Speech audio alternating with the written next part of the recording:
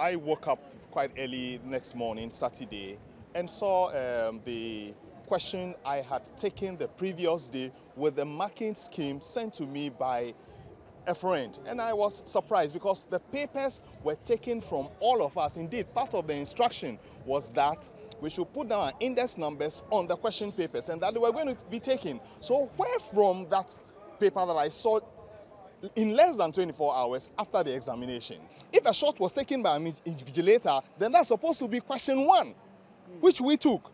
But what is making the round is question 6. So it gives you indication that this was in the public domain before we took the paper. It is clear that people had prior knowledge of the question before we took the paper. Another thing that happened, the halls did not start the exam at the same time.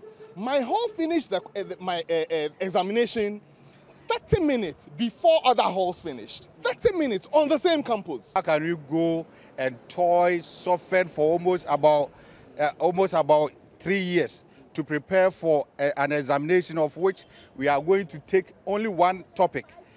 A question will be set on only one topic, of which it comprises about 10 subjects. And then we come out to see that some people are having prior knowledge to the question that we are going to solve.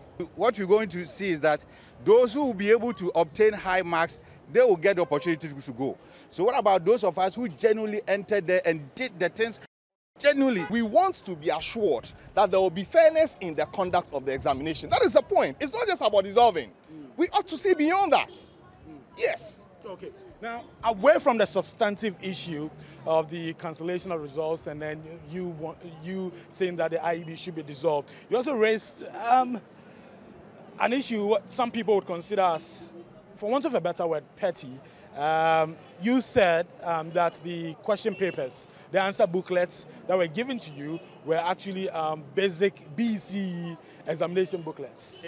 It's one of the issues raised in the press conference. The other core of the press statement is that papers, the questions were leaked and that the examination should be retaken. The other matters are not at the core of it. Okay, so at the heart of that statement, as you rightly mentioned, is the cancellation. So if it's not cancelled, if the exam that you wrote on Friday is not cancelled, what happens? What's going to be your next line of action? Well, what we should do is what we are doing. Yes, the final decision will not rest with us. But what we should do is what we are doing. Yes, and if it is not cancelled, what next to do will decide that.